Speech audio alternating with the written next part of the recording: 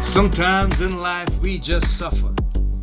Sometimes it's from being totally withdrawn, or so much stress that we are totally anxious, or so tired that we are totally burnt out. But our current position is not our final destination. No, indeed. There's hope.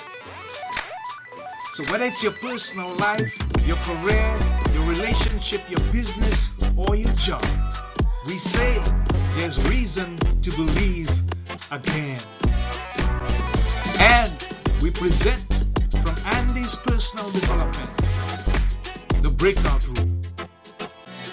It's the place for health, happiness, and prosperity. Stay tuned for more.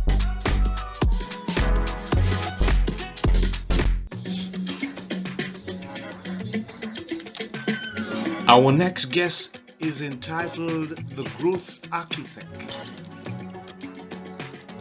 and says her super skill is finding the hidden opportunity and creating an executable strategy to achieve it. Her name is Beate CHELETTE. This is our guest. She's also the host of the Business Growth Architect Show and has written Happy Woman, Happy World, the foolproof fix that takes you from overwhelmed to awesome. So let's welcome this amazing and spirited growth architect live in the breakout room, Beate CHELETTE. Hi, this is Andy of Andy's Personal Development, and we are currently live in the breakout room. Our guest on this program is Beate CHELETTE. She's known as the Growth Architect, also the host of Business Growth Architect Show, a podcast, and writer of a book entitled Happy Woman, Happy World, and she knows the rest. Welcome to our show, Beate. It is a pleasure to have you. How are you doing today? I am doing so much better now that I'm on your show. I'm looking forward to this, Andy. So am I. It is indeed a wonderful pleasure to have you, and let's hope we can create a greater amount of sustenance with regards to the value that we are now going to share with the audience. So welcome again. So Beate, tell us a bit about where you grew up and what were the foundational years of your life were as a young lady, as far back as you can remember. Well, I mean, I am originally from Germany, so I am an immigrant living currently in the United States. And when I think way back, I remember my dad being the CEO of a dairy company and him traveling a lot and being out of the house a lot. And my mother, who was a homemaker and very overwhelmed with 3 children. And me running my first entrepreneurial business out of my bedroom, ordering posters for my classmates because I couldn't afford to buy them. So I figured if I was a reseller, then I would make points and then I would get them for free. Plus, sometimes the poster reseller would make a counting error and then I had a surplus and I made a profit. Wow. Sounds intriguing. Thank you for sharing, Beate. Now, with regards to your entrepreneurial journey, you said that you were actually a broke single mom, over $135,000 in debt. How did you crack the code to get out of that place? What was that experience? Yes. So I was under the impression that I was going to be able to Okay, so we had a little bit of a delay here, but then you came back. Yeah. But so we're all good. Okay, great. Thank you. Okay. So the story really is that I had been laid off. I was married, and then I realized that the relationship wasn't going to work out. And we separated and ultimately divorced, which was not a fun or pleasant thing to do. And I had to figure out how to run my own business with very little experience. And so with a kid in tow, I went ahead, fell behind, went through a decade of 10 years of disasters, fires, floods, riots, earthquakes, September 11th, the tsunami, you name it. I've been in it. And as of, I think like 2 weeks ago in Los Angeles, we even had a hurricane. I mean, I am really trying apparently to cover it all. And I realized that I had to figure out, how am I going to get out of this race, this spiral as a single parent and business owner. And I had to take a lot of very desperate measures. I had to learn how to run my business. I went to conferences, to classes, and eventually my ship came in. And when it came in, it was a big cruise ship. Okay. But I'm sure you're going to have some questions about that for me. What I'm most intrigued about is the core life lessons for survival, or should I use the term resilience, as you mentioned, all those things that you would have learned going through that period.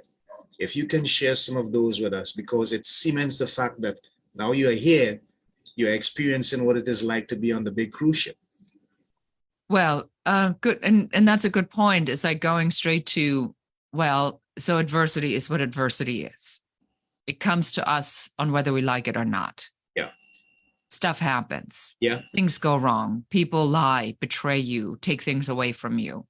You put money and you lose it. You believe in someone who turns out not to be that person. Mm-hmm. So we have always a choice. We have a choice to say, I'm going to allow this story to unfold as the story unfolds, and then I see what I have left and what I do with it. Or I reframe it and I say, if this is happening to me, there has to be a reason. I always say, Andy, that opportunities typically don't show up in a Tiffany box with a bow. Opportunities typically show up as a challenge in disguise. Yeah. And they're hard work and they're very difficult. So if I were to say that in every piece of adversity that you've been given, your listeners have been given, mm-hmm. there is a Tiffany box in there, you're just going to have to start looking for it. Yeah. Then that would be a better visual. And I think that's what I eventually figured out, is that in all of this, you have to learn to not judge what's happening to you as being personally an affront to you. Yeah. So there's nobody out there that's trying to throw stuff in your way to make it more difficult. But what it rather is, it's a practice run to become the person you need to be to manage that next level in your life. Okay, great. I'm listening and I'm hearing that you're saying, instead of looking at the circumstances, the external ones that appear to come to you and make you feel like a victim, it's not really about you, but it's about something that is in you, that it's trying to bring you to a point of familiarization with, that you can now look forward to the future. I love it. And thank you for sharing, Beate. Now, how did you come to the conclusion that you would be the growth architect? Where did that come from? That really comes from something that is so natural to me that, Andy, I actually think everybody knows how to do this. Okay. So when people talk to me and they go like, well, so what did you do? I said, oh, that's really easy. All you have to do is like 1, 2, 3, 4, 5. And they say, how did you do that so fast? I said, well, isn't it obvious? And they said, not to me. Okay. And then somebody else would come and says, well, how do I do this? And I said, oh, that's really easy. 4, 5, 6, 7, 8. And they say, wow, how did you do that? I said, that's really easy. Doesn't know everybody how to do it. And they go like, no. Mm-hmm. And then over time, I realized that I have a natural ability to build a process around what other people consider oftentimes difficult pieces of business building. Yeah. Because to me, this is so, I mean, it's like, cannot see that this step comes before that step and that step before that step. Okay. And so I built the 5-star success blueprint, and I kept talking about this blueprint. And then finally I'm like, well, it's like architecture is when you want to build a house and you are in the Caribbean. Yeah. So there's a lot of sand.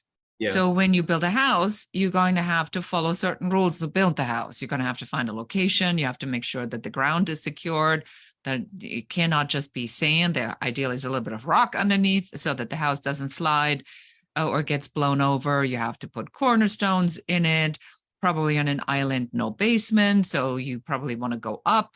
And so there's certain rules you have to follow to build a house in that location. And so that's what growth architecture is. If you want to build a business, you're building a house with a foundation. It has to have a foundation. It has to be designed so you want to live in it. You have to tell me how many people do you want to have in this house? How many floors do we have? How big is it? Is it a small little hut? Is it a large mansion? Is it a multi-million-dollar location? Is it a smaller location? Because based on these criteria, is that how we architect the business model? Yeah. And I don't care on how you furnish the house. You can put blue walls in it, green walls, yellow walls. You can have expensive fixtures, inexpensive fixtures. You can have a pool, a jacuzzi, whatever you want. That's not the point, but the structure, the architecture of the actual house, of the business has to be solid and clearly defined. And that's what I help people do. And that's where the terminology came from. Okay, great. I get that. Thanks for sharing, Beate. How do you get people that you work with to change their mindset, get away from a frame where they are seeing obstacles and boundaries to a point where you, as you just alluded to, make it look quite simple. 1, 2, 3, 4, 5, 6, 7, as the case might be. How do you get them to come to that place where they would see it's just a matter of understanding what steps are necessary to take, and now to have the willingness to take those steps? I think you're touching on like probably the single most important point is how do you get out of your own way? Yeah. And I think at the beginning, Andy, there's always this awareness that we are part of our upbringing and our story. And as we've been living in this story that is our lives for as long as we are alive, yeah, we believe that our experiences are exactly like they occurred, like we remember them. And we are absolutely shocked when you find out at some point that something that you believed is not true. That was a perception that you have had. I'm going to give you an example. When my father passed away, my brother, my sister, and I, we were together in the same room. Yeah. As my father was passing from pancreatic cancer. It was literally his last 12 hours on earth. And we were telling stories. And I said, remember that time? And here's what happened. My brother looks at me. He's like, that's not at all what happened. Wow. Here's what happened. And he tells me his side of the story, which couldn't have been any more different than mine. And then my sister's like, you guys are a little crazy here, because that's not at all what happened. Here's what happened to me. And she had yet a third version of the story. Thank God we all laughed at the time, but it was such a great example to say that depending on what your viewpoint is, the story changes. Now, if we put this into the business sense, or we put this in how do I change myself? How do I make my mindset change? It's really a simple answer. You cannot believe everything you think. Okay. Your thought process is not necessarily your friend. Yes. Your thinking has to be a quality thought that you have identified as true, because you don't know if something happens on whether your perception of what happened is actually true. It just depends on the meaning you give it. So if for example, I have a email headline that I use when I get no response from someone. Okay. And the headline is, are you okay? And the reason I call it, "Are you okay?" Because I want to make an assumption. I want to say, you're mean, you said you were going to get back to me. You're not getting back to me. How dare you not getting back to me? This is personal. You made a promise. You're breaking the promise. But when I use this headline, "Are you okay?" people come back with stuff where you are glad you didn't say anything. I had somebody come back, says, "My wife unexpectedly died. Oh, I've been in a terrible car accident. I've been paralyzed in the hospital for the last 3 days." So my story tells me that what happened is disrespectful to me, where in fact they had a major life event that had nothing to do with me. So I gave this not calling me back a meaning. And so when you change your mindset, or when you change your mind, or when you get clear about mindset, you always want to think about, what is the real story here? Is what I'm thinking even true? yeah. That's really intriguing, Beate. Thanks for sharing. Appreciate your perspectives. So let's talk about something that may be a bit thrilling for you. You sold your business to Mr. Bill Gates for millions during a prolonged period of recession. How did that come about? With a lot of preparedness and Huh? a little bit of luck. Okay. So what had happened is, I had shared that I went through a decade of bad luck, and I Yeah. had a lot of things fall apart. And ultimately, I lost my production business. I lost $500,000 in one day when the planes hit the towers. Yes. And Yeah. I lost the other half of my business because of a bad employee that had gotten a little bit too close to one of my photographers. And then they started a business, which was my business, but without me. And then when the lawsuit settled, I had exactly nothing. And when I had this idea on how to rebuild the business, I came up with this idea of building a stock photography business. It had to have certain criteria. So I'd learned from my mistakes. It had to be a business that was an equity-based business. It had to make money while I wasn't there. It had to be relying not just on me. It had to be a business that could be sold. So I built this business with a specific desire in mind to sell it. And so I was out of money, though, at that time. And so I went to Germany to drum up some business. And then my father had a stroke. Yeah. My father did not have a stroke. My father had pancreatic cancer. And my father dies within 6 weeks.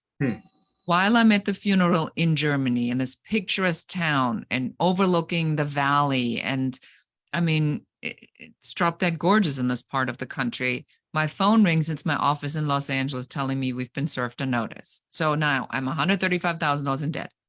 My best friend has just died. I have no money. I do not know what to do. So I fell on my knees. I raised my fist against the sky and I yelled at God. And I said, "If you have a plan, this would be a really good idea to fill me in," because I couldn't understand what was going on. It was so intense. Yeah. And then I surrendered. And I literally let go. I let God. And I went back to Los Angeles. I was looking for a bankruptcy attorney. I was going to go down in flames. I mean, there was just no way I was going to be able to turn it around. I mean, it was over, literally. I get a letter from the White House, Andy. And the White House, from the President of the United States. And so when I look at this letter, which I only wrote because my former mother-in-law would not be quiet about this. She kept nagging me. She says, "You need to write a letter to the president. He's the #1 man in the country. If anybody can help you, he is." And I said, "Who writes a letter to the President of the United States to ask for help for your business?" She says, "Well, you should." So finally, Andy, I wrote the letter because she would not stop. Okay. Like, not stop. So now I get a letter from the White House. Imagine my surprise. So talk about opportunity showing up, not in a Tiffany box. Yeah. A nagging mother-in-law telling you to write a letter to the President of the United States, not a Tiffany box with a bow on it. And so this put me in touch with the Small Business Administrations, an organization that helps small businesses to find funding and business advice. And because they got a letter from the White House, it went to the second in command. They helped me to find a loan that freed up my line of credit.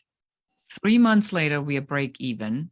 18 months later, I'm the world leader in this category of the stock photography syndication. That's how a Bill Gates company comes and says, we want to know how you do this. I said, absolutely not. You want it?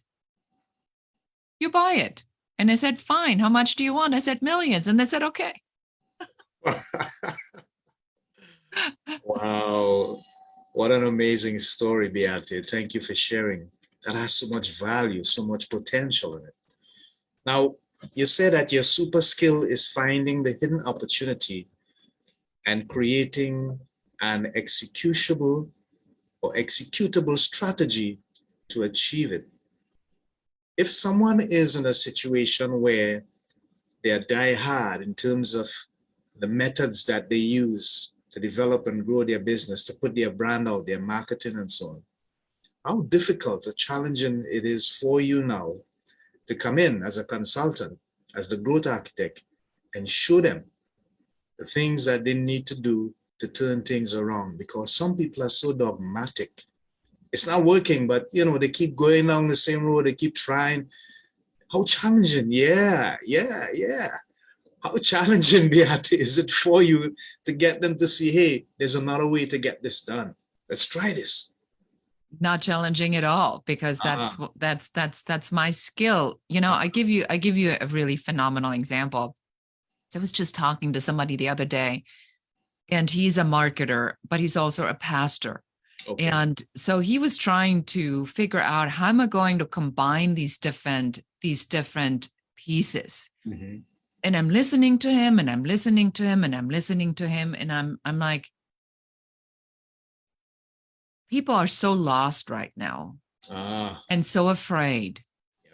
I said, are you saying to me that you have an idea on how we can take your love for marketing and your connection to God, and we can combine the two of them to help people that want to help people to find connection to the divine, or give them hope and help and believe, that we could combine those and help to build communities, not just at the corner in the building, but in communities online, where anybody in the world, even if they don't have access to a church, to find a church and a pastor with a message that they can believe into. And he says, yes. Mm-hmm. I said, this is an unbelievable idea. And he says to me, the last call I had with a business consultant, he says, they made fun of me. They said, you are all over the place. And when I get clear what I want, I could call them back. He says, you're the first person that actually listened to my crazy idea and is telling me that I'm not crazy, but that I am onto something. Yeah. He says, do you believe that this is viable? And I said, are you kidding me? Are you kidding me? I said, all I have to do is look at all these, there's a whole generation that's depressed and anxious and fearful. COVID and being laid off. There's no trust, no safety, no connection, no community. People are disjointed. They can't step out of this. I said, you telling me that you got a download from God and you're questioning it? Wow. Yeah. Amazing. Wow. That one keeps me silent for a bit. Trying to come to terms with that, Beate.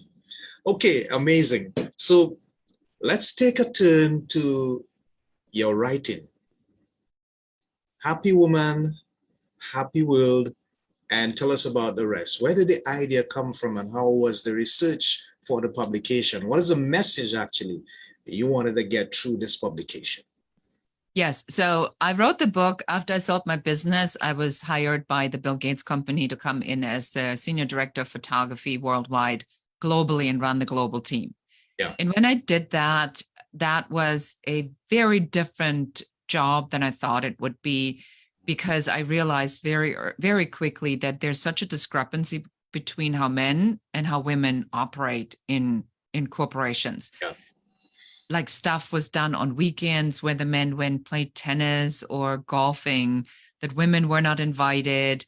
And then you were told to suck it up on Monday morning when you then flew into the meeting, and the outcome was already addressed, but you were not in the room. And there was so much stuff that was going on, Andy, that I was like, what is going on? This makes no sense to me. And then I realized that there is a men's code that's at work that women just don't understand. Okay. And then I looked at women and I saw how mean women are to other women, and how there's a whole piece that's fueled to keep women in this perpetual state of dissatisfaction by constantly questioning women, telling them that they're too emotional, that they're not logical enough, which is not even true, and by keeping women turned against each other. And I said, I'm not having any of it. Okay. So I wrote the book. I called it The Women's Code, to bring a code to how women work and live and find balance. Okay, great. How has been the response to that book, Beate? What is the feedback that you're getting from people who would have read it and at least understood the message? Most people say that have read it, lifesaver, game changer. They say, I wish I would have read this book when I was in my 20s. It would have saved me a lot of heartaches. Yeah, interesting. Tell us about your relationship with Fiverr. You have a course or courses on Creative Live with over 40,000 buyers. That's pretty successful. How was that experience for you? That experience was great. I think that when you build your business, you always have to look at partnerships and how can you create partnerships with other people, because we're talking about vertical expansions, additional revenue streams. Mm-hmm. So when you do something, you're not going to be good at everything. So I had learned from my first company that distribution was not my specialty, okay, but that the content production was. And so I know I'm good at content production. I'm not as good in distribution because it's not my area of expertise. So I realized that with a partner like Creative Life that is now owned by Fiverr, mm-hmm, that there is a real validity in having somebody who's got the distribution thing figured out, but not the content creation. Okay. So then when I went and flew up to Seattle to create the content, and then they put it in distribution, it worked out really, really well. So it's like one of my revenue streams, but I loved the experience. Okay, great. Thanks for sharing, Beate. Are you looking to do any more writing in the future? Is there a sequel to Happy Woman, Happy World, or something different based on what you're currently doing now? Yeah, I mean, it's kind of a passion project. I really do want to write a book about a new business code. Okay. Where I'll take the men's code and the women's code and combine it and teach people on how to run a better business together, build on each other's strength versus this man, women, everything in between, and all these endless conversations around it. I think we really should be at a point now where we leave the past where the past is. I think women need to have the rights that they need. Men need to have the rights that they need, but it's not over other people. It's for themselves. I mean, everybody should be able to manage themselves pretty good. And so if we take this then in the business world, and I say as a woman, I take 100% responsibility, you as a man take 100% responsibility, then together we can create a much better outcome. And so that's what I've been really thinking about. The other idea I had is really to write a book about growth architecture, because that just happens to be what I do. So I potentially have 2 more books in me. Yeah. All right. Sounds like something to look forward to, Beate. Thanks for sharing. With regards to, and you mentioned about the way that the world seems to be going, people don't seem to have much trust or maybe just basic human care for each other anymore. We are currently trying to recover and come out of a staggering economy, mostly due to what happened after COVID-19. I'm thinking about businesses that need to rebrand, maybe just start all over again, or change, take a shift in the directions that they're going. What are some of the things that you would advise them to do if they're in that position where they need to rebrand, they need to shift their focus and think about not so much competing, but do something that is relevant to the market, that people would actually look to them to solve a problem or create more solutions? What are some of the things you advise them to do, Beate? Yeah, I like the way you framed that, Andy. That was a really great pre-frame. So the objective really here is to say, I have a certain belief system because I have an investment in what I have created. Yeah. But now the market changes. So the conditions under which I've created it in the first place are no longer relevant because the conditions have changed. So we saw this in COVID. You worked from the office. Suddenly you didn't work. Just kidding. Then you worked from home. Then you worked somewhat a hybrid. Now it's back to the office, but maybe not. So it's very complicated. Yeah. So these criteria constantly change. As a business owner, as somebody who's looking for the opportunity or where something stopped working, you need to go back to the first part. We address this in the 5-Star Success Blueprint. And the first part of the 5-Star Success Blueprint is, what is the idea? Okay. The idea is, what are you offering? What are you selling? What is the idea, the business idea? Who is this idea geared for? Why is this idea relevant now? Does this person actually need this? And what problem does it solve? Okay. And that's where everybody should get back to right now. It's like, is what I'm doing relevant to the market right now? Yeah, I understand. So in terms of long-term, medium-term, maybe even short-term planning, what period should such a person look to in terms of the future?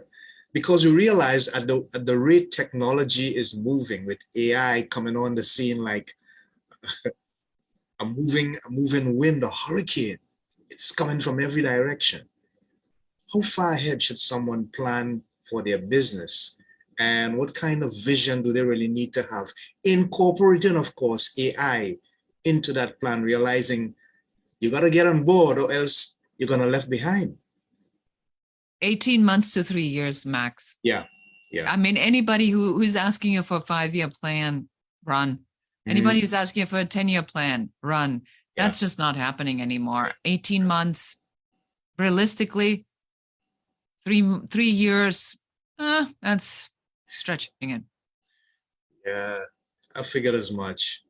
Okay, great. Thanks for sharing, Beate. Now, do you have a personal coach or mentor, that still voice that you listen to, but also listens much more than you listen and helps you keep your feet on the ground?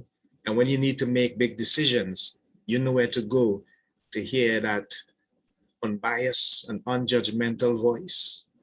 Yes, I work with a high performance coach. As a matter of fact, the minute we're done with this interview, I have a session scheduled with her. So I talk to her regularly. All right. And I choose a high performance coach because I always strive to be running at a higher vibration. She does a combination out of mindset, out of really being in the flow, out of coming from gratitude, but also are you doing the action? So I do work with a coach. I think everybody needs to work with a coach. And the second thing is, I do a lot of podcasts. I listen to a ton of podcasts on mindset. Yeah. And just to keep myself reminded that the story I tell myself is the story that I tell myself, that's not necessarily the real story, but that I have a choice on how I want my story to be told. So then I need to be in control of what I tell myself, which sounds really convoluted, but in short, it basically means that I know if I need money, that the money must be there because it's a law of polarity.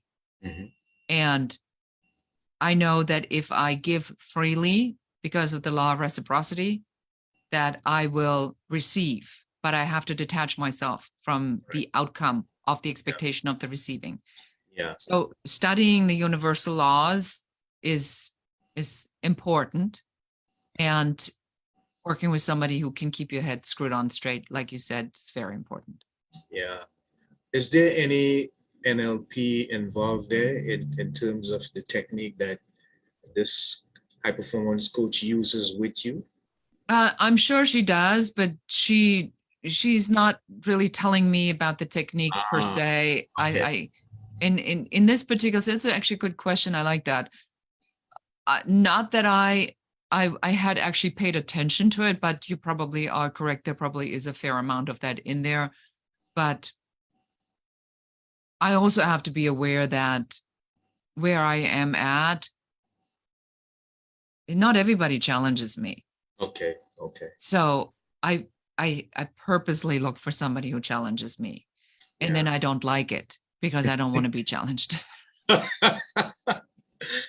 Okay, I get it. Thanks for sharing, Beate. I appreciate it.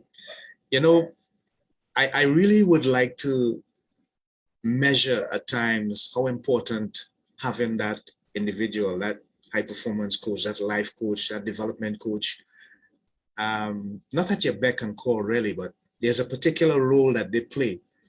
How do we get people to recognize the importance of having at least that one individual, particularly if you're into business, you're into services, you are providing a product or whatever you're doing, and you need to have that equilibrium balance so that everything in your life holistically would support the main value or the main why, as you so aptly describe it. How do we get folks who are not going down in that road or in that direction to understand how important that person is to their growth and development? Yeah, I mean, I probably would just go directly to a story and I would ask him, I said, tell me somebody who you admire in business that you aspire to be. Mhm. So let's say they say Mark Cuban. All right. And then I would say, what do you think Mark Cuban does and what does he not do? Do you think he does Excel spreadsheet with pivot tables? Mm-hmm. No.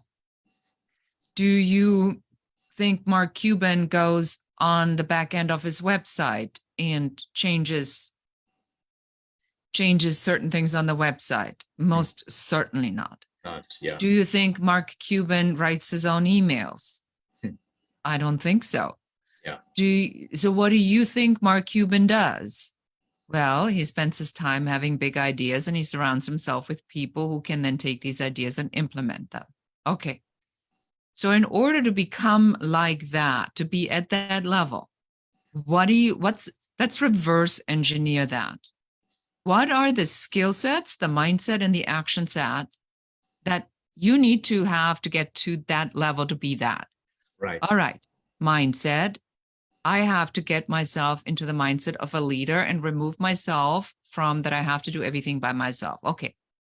What are the actions that I need to take to do that? I'm going to need to work with a mindset coach to help me, or a leadership coach to help me make that transition from this manager to a leader. Great. That's right. Yeah. Then if Mark Cuban has all these other people that do all these things for him, then what does that tell you? That tells me I need to be a better business owner and hire people that are specialized in small areas where they're better at than I am. Great. What's the action set? The action set is I'm going to have to go to a Fiverr or an Upwork or GoLands, and I will have to actually put a job description out there to find people that can do that. Great. What's the next thing that Mark Cuban has that you want? Mark Cuban has money. Well, that's a really good one. So what are the skill sets and the mindset and the action set that you need for that? I have to believe in myself. Back to the mindset, back to the coach that helps you with that. Right. I have to lead people properly so they're working at the highest performance. Okay, same leadership coach, that would work. Yeah. So that's how you talk yourself through this is who is this person? What do they have? And then what do you need to learn to be that? And then you transform yourself into this person. There's no secrets here. It's very simple. Yeah. Wonderful, Beate. I like your approach and you make it so practical and so real. I appreciate that. Here's the thing. We have so many ills in the world today. You did mention a few. And sometimes I go down the medical road. We speak about the pandemic that just took place. Cancer is still around. People still die of heart disease. People get disrupted with this dementia, Alzheimer's, Parkinson's. And it seems as though people in the medical field are either playing games or they're truly somehow struggling. to find cures for some of these ills. If there's one thing that you think we should not have to deal with, that should be removed, whether it be poverty, cancer, uh, the up and down, or the indifference between the male and female ratio, like you spoke about, what would it be for you? That's a tough question. I mean, I believe that the discrepancy between natural healing and the pharmaceutical Yeah. really needs to be addressed. Okay. It's almost like you feel that it has nothing to do with each other. There's so many natural homeopathic Yeah. abilities. Nature is so powerful that a lot of things can be handled if we were to live a better balanced lifestyle, eat better meals, and then take the supplements or eat the things that keep us healthy. That probably would be one of the things, if I had a magic wand, where I would say, can we get the pharmaceutical company to embrace natural healing?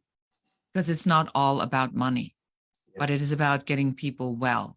And when I see that people that take certain medications, that the side effects that they have, and then instead they could take a natural product. And I'm going to give you a simple example.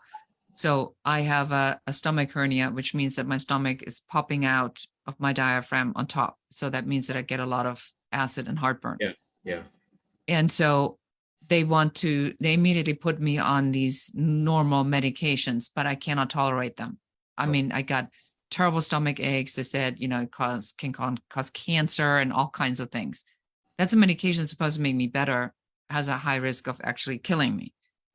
And then I found out that there's a product called mastic gum that is a tree that grows in Greece that has a gum that apparently rebuilds the lining of your stomach.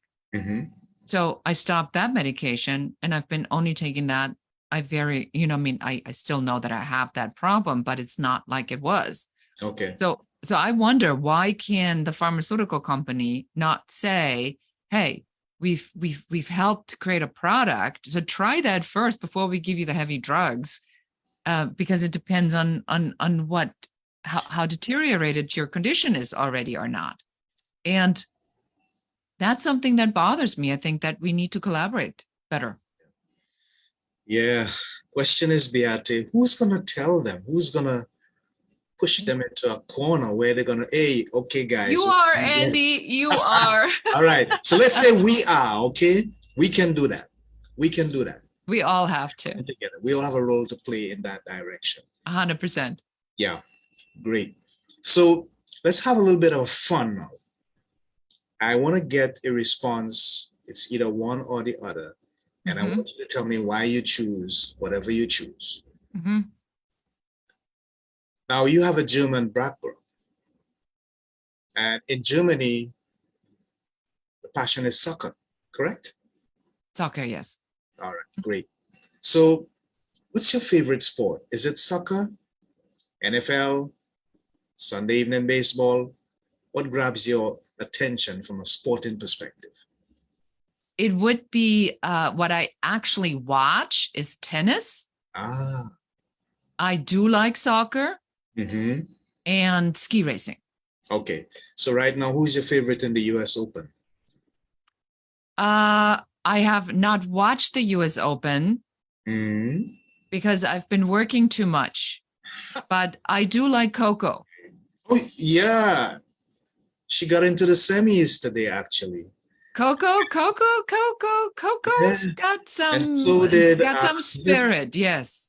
Alexander Zverev, the guy from Germany as well. I think he won his match against Sinner of Italy. Good. I'm so glad you told. I'm so glad you told me, because I have to catch up. We had like crazy weekends. My daughter had a baby 5 weeks ago, so I've been in baby fever, and I've not been paying much attention, but cannot neglect my tennis. You gotta have the balance, Beate. Come on now. Congratulations, your grandmother. Yes. We have come to the end of this amazing program, folks. We have had the opportunity of hearing and speaking and enjoying some very valuable moments with Beate CHELETTE as she speaks about her life, her business, her career, and the future and what she sees for herself going forward. She has 2 more books, she says, inside of her, and we are waiting anxiously. We're going to hope you can. Did I say that? You did. I have it on record, so you can. You're now my accountability coach. Okay, got it. Okay. I see how you do this. So, Beate, tell my audience how they can make contact with you if they need your services, your professional information and stuff. Share your hashtag handles with them. Yes. So the first thing I will recommend you is go ahead and take our free growth blocker quiz. So if you have a business, you want to know what your number 1 business growth blocker is, go to growthblockerquiz.com. It takes 2 minutes, and then we'll send you a report telling you what you can do to remove that business growth blocker. If you've heard something where you say, I must speak to her, please, go ahead and schedule an uncovery session. Make sure you mention Andy in the breakout room so we can give you priority treatment. We have a business growth advisor who's trained to really listen and help you to figure out what your very best next step could be. You find me everywhere on either The Growth Architect or Beate CHELETTE. I believe there's only one person with his name out there. That should make it relatively simple when you spell it correctly. And even if you misspell it, I should come up and just reach out and tell me what you've taken away from the show. While we at it, wherever you pick up this show, and whether you're watching live or whether you are picking it up as a podcast, make sure you give Andy a 5-star review with a comment. The comment is what makes the algorithm pick up the show more so he can help more people, and share this episode with one other person that needs to hear what we talked about today. Thank you so much, Beate. I do have Anthony Mururi. He is a friend of mine. He's also a motivational speaker and a writer. And he says he's in Greece. I know he lives in Greece. And Beate, he wants to know about that tree you spoke about. It's mastic gum. Mastic gum. Yeah, mastic gum. Mm-hmm. It is a homeopathic medicine. You can get it as a gum and as tablets where it's pulverized. Game changer. Wow. I'm sure he would appreciate that. Thank you so much for sharing. You're welcome.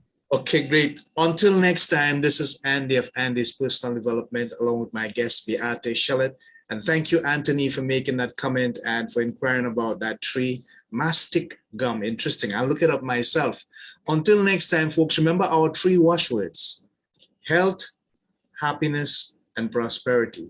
And you need to seek all in this life so that you can have fulfillment and enjoy the opportunity that exists every day for us to excel, develop, and grow in this life. Until next time, I'm saying so long, Godspeed, God bless, Shalom, Namaste. Bye for now.